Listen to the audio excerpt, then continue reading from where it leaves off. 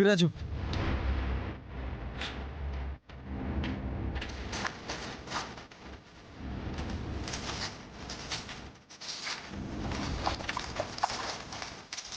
వీర్రాజు వద్దు. వీర్రాజు ఏం చేస్తున్నావు? బావా వీర్రాజు బావా, ఏం చేస్తున్నావు? ఆగు బాబా.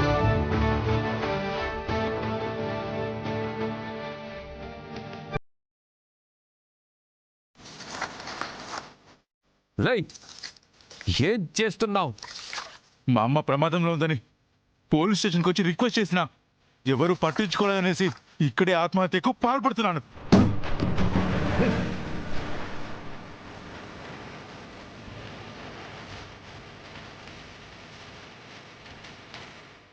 అప్పుడైనా సరే కేసు తీసుకుంటారు కదా, మీడియా వాళ్ళు, హయ్యర్ ఆఫీసర్స్ అందరూ యాక్షన్ తీసుకుంటారు కదా. రై పిచ్చిగాని పట్టిందా నీకు? ఇంత చిన్న విషయానికి ప్రాణాల మీదకి తెచ్చుకుంటున్నావు. సార్ అతను ప్రాణాలకు ఏదన్నా అయితే తర్వాత మీ ఉద్యోగం పోతుంది సార్. నాకేమైనా పర్లేదు బావా, మా అమ్మని కాపాడుకోవాలి. సర్పంచ్గా ఈ ఊరికే దారి చూపించిన నీ ముందే నేను కాలిపోవాలి. ఇదే నా చివరి కోరిక అనుకుంటాను బావా. రై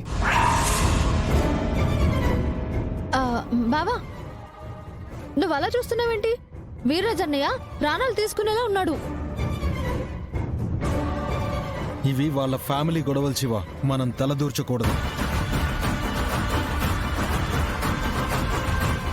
ఇక్కడ ఏదైనా అగ్ని ప్రమాదం జరిగేసి పోలీస్ స్టేషన్ తగలబడితే ఇక్కడ ఎక్కువసేపు ఉండొద్దు. ఇంటికి వచ్చేసి నీకోసం ఒక 5 నిమిషాలు ఎదురు చూస్తాను.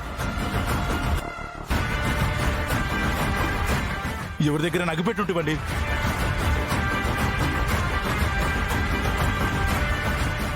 మా అమ్మ ప్రాణాలు తీయడానికి మా నాన్న తలపెట్టాడని చెప్తుంటే ఎవరు పట్టించుకోవట్లేదు.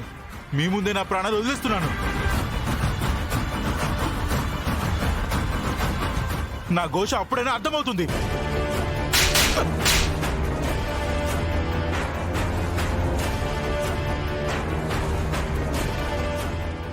రాస్కెల్, నా ఉద్యోగం పోవాలనే నువ్వు ఇలా చేస్తున్నావా?